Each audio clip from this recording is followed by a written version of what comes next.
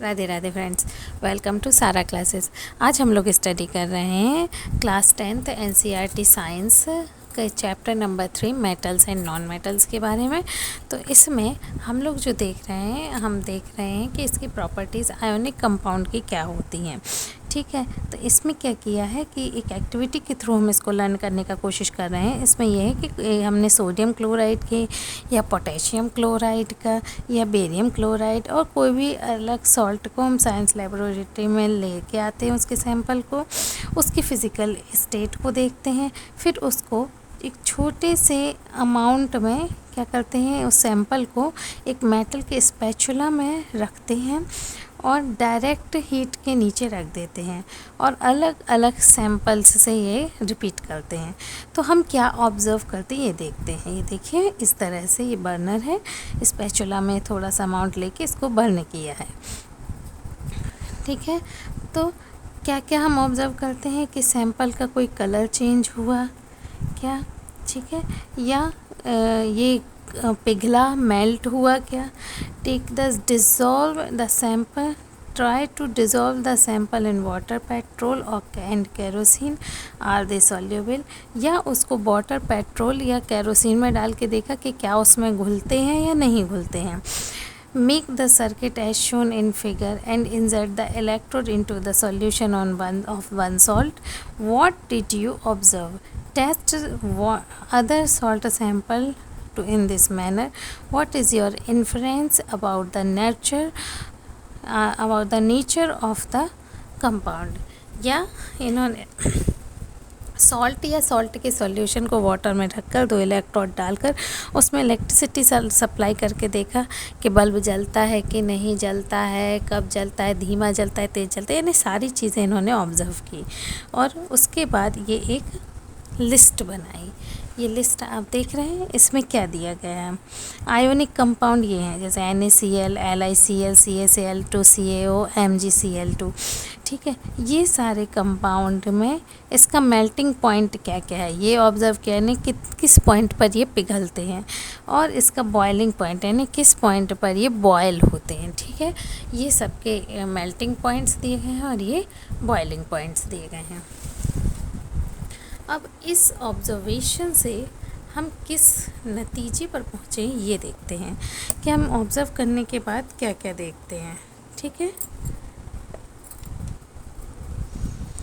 Physical nature, इनका physical nature कैसा। Ionic compound are solids and somewhat hard because of the strong force of attraction between the positive and negative ions. ठीक है ना, कई ionic compound कैसे होते हैं, सॉलिड होते हैं, और ऐसा इसलिए होता है क्योंकि उनके जो आयंस होते हैं पॉजिटिव और नेगेटिव, उनके बीच में बहुत ही ज़्यादा स्ट्रॉन्ग बॉन्ड होता है।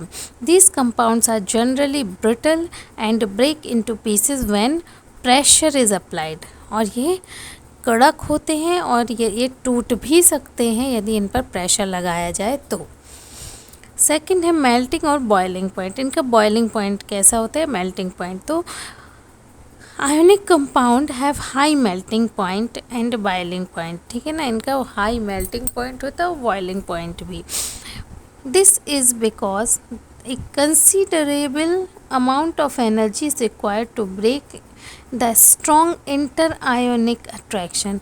यानी कि ऐसा इसलिए होता है क्योंकि बहुत ही ज़्यादा हीट चाहिए पड़ती है इनको क्या करने के लिए,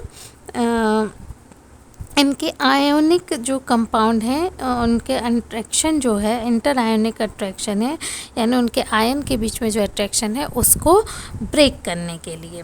फिर है सॉल्युबिलिटी। सॉल्युबिलिटी क्या है,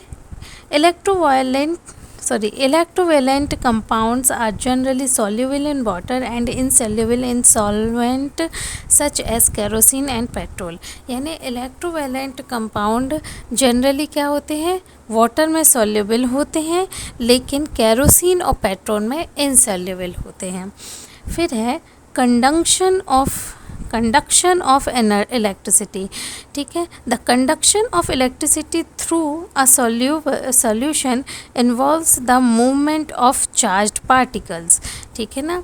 यानी कि इलेक्ट्रिसिटी का जो कंडक्शन होता है इन सॉल्यूशंस में, वो क्या होता है, चार्ज पार्टिकल के मूवमेंट से होता है। क्यों?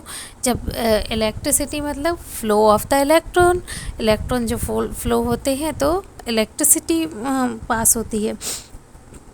A solution of an ionic compounds in water contains ions which move to the opposite electrodes when electricity is passes through the solution, ठीक है। तो क्या होता है कि जो भी आयनिक कंपाउंड से जो आयन्स होते हैं वो या तो पॉजिटिव होते हैं नेगेटिव, और वो अपने अपोजिट इलेक्ट्रोड की तरफ जाते हैं। तो इस कंडीशन में इलेक्ट्रिसिटी पास होती है।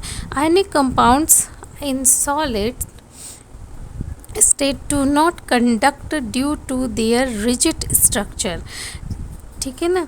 तो in solid do not conduct electricity because movement of ions in the solid is not possible due to their rigid structure. यानी कि सॉलिड में ऐसा क्यों नहीं होता है? क्योंकि उनका स्ट्रक्चर इतना रिजिड होता है, यानी वो एक दूसरे से ही इतने ज़्यादा बंधे हुए होते हैं कि वो मूव नहीं कर पाते हैं। इसीलिए ये मूवमेंट किसमें, सॉलिड में कम होता है। But ionic compounds conduct electricity in the molten state.